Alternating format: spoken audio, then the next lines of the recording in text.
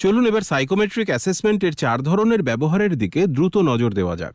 প্রথমটি হলো অন্বেষণ করা। সাধারণত একটি মূল্যায়ন কেরিয়ারের বিকল্পগুলি বাতিল করতে ব্যবহৃত হয় না, বরং ছাত্রছাত্রীদের জন্য আরও বিকল্পের রাস্তা খুলে দেয়। সুতরাং 3টি পেশা থেকে একটিতে যাওয়া নয়, বরং একটি পেশা থেকে অন্যান্য আরও অনেক ব্যাকআপ বিকল্পের রাস্তা দেখানোই এর উদ্দেশ্য।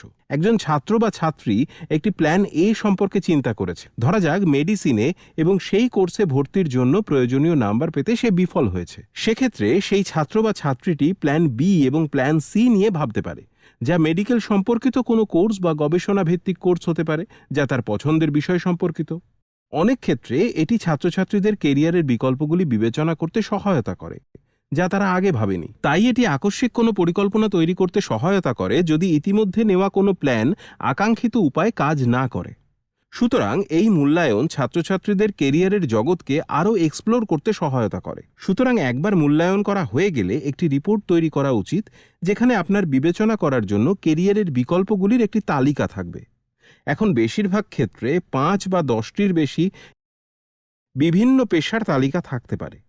একটি মূল্যায়ন সিদ্ধান্তে উপনীত হতে সাহায্য করে যে একজন ছাত্র বা ছাত্রী বর্তমানে কোথায় রয়েছে, স্বপ্নের কেরিয়ারের পথ অনুসরণ করতে কোন কোন ক্ষেত্রগুলিতে তাদের আরও উন্নতি করতে হবে, সেই বিষয়ে সহায়তা করতেও আপনাকে সাহায্য করবে। অনেক ক্ষেত্রে কোন ক্ষেত্রগুলিতে কাজ করা আগে দরকার সেটি প্ল্যান করে ছাত্রছাত্রীদের এগিয়ে নিয়ে যেতেও আপনার সুবিধে হবে। কার্যকর কেরিয়ার প্ল্যানিংয়ের ক্ষেত্রে একটি অত্যন্ত গুরুত্বপূর্ণ দিক হল প্রায়োরিটি ঠিক করা। উদাহরণস্বরূপ 10ম শ্রেণীর ছাত্রছাত্রীদের জন্য পিএইচডি এবং মাস্টার্স বা স্নাতকোত্তর ভিত্তিক কোর্সগুলি নিয়ে মাথা ঘামানোর বিশেষ দরকার নেই, বরং ক্লাস 11 ও 12-এ কোন বিষয়গুলি নেওয়া উচিত তা বিবেচনা করা আগে প্রয়োজন। আবার ক্লাস 12-এর ছাত্রছাত্রীর ফার্স্ট প্রায়োরিটি কোন কোর্স এবং কোন কলেজে ভর্তি হবে তা নির্ধারণ করা। কোর্স এবং কলেজ নির্ধারণ করার পর ভর্তির সময়সীমা, ভর্তির মানদণ্ড, কোন বিষয়গুলির প্রয়োজন সেগুলি খতিয়ে দেখতে হবে।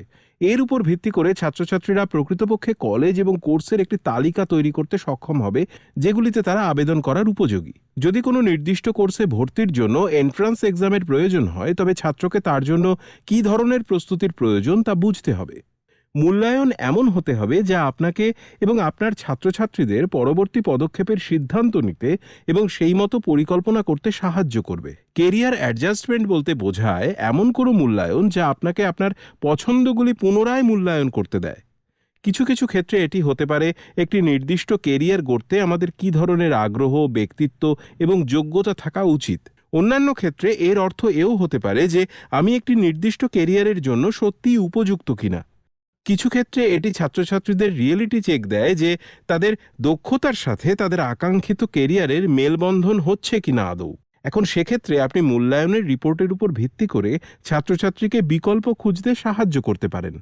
আকস্মিকতার ভিত্তিতে বিকল্প পরিকল্পনা দিতে পারেন এবং দেখতে পারেন যে ছাত্রদের পক্ষ থেকে এবং তারা যে ধরনের কর্মজীবনে প্রবেশ করতে চায় উভয় ক্ষেত্রেই সমন্বয় করা যাচ্ছে কিনা। পরীক্ষা শব্দটি প্রায়শই এমন ডিভাইসগুলিকে বোঝায় যা কোনো ব্যক্তির দক্ষতা এবং যোগ্যতা বিশ্লেষণ করতে সহায়তা করে, যার উত্তর ঠিক বা ভুল হতে পারে।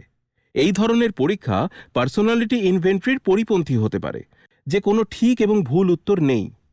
তো যাই হোক না কেন, ছাত্রছাত্রীদের এই ধরনের মূল্যায়ন করতে বললে তাদের বোঝাতে হবে যে কেন যতটা সম্ভব সততার সঙ্গে পরীক্ষাটি দেওয়া দরকার।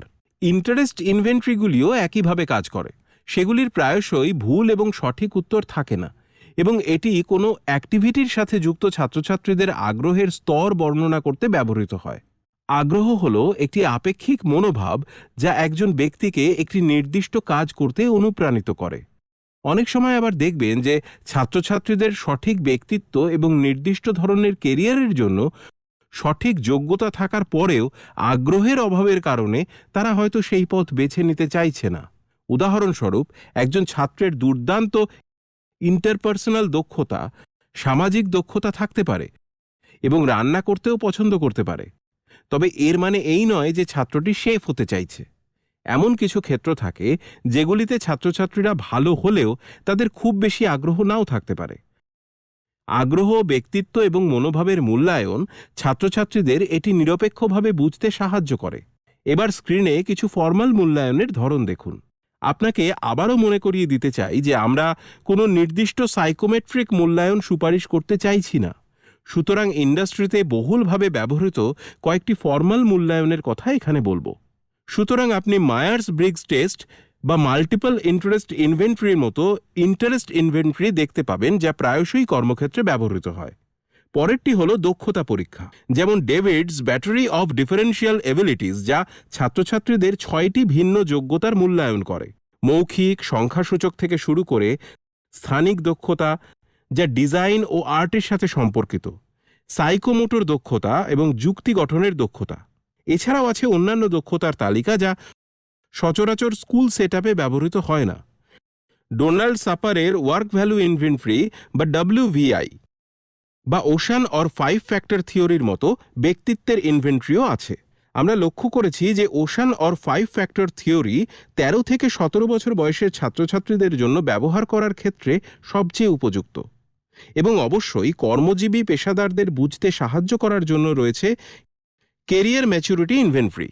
তবে আমরা আপনাকে স্কুল কর্তৃপক্ষ এবং বোর্ডগুলির সাথে আলোচনা করে এমন একটি মূল্যায়ন সন্ধান করতে বলবো, যা একজন ছাত্র বা ছাত্রীর সামগ্রিক ক্ষেত্রের, অর্থাৎ তার যোগ্যতা, আগ্রহ, ব্যক্তিত্ব এবং অন্যান্য দক্ষতার সেট, যা তারা গত কয়েক বছরে অর্জন করতে পারে, তা নির্ধারণ করতে সবচেয়ে উপযোগী হয়।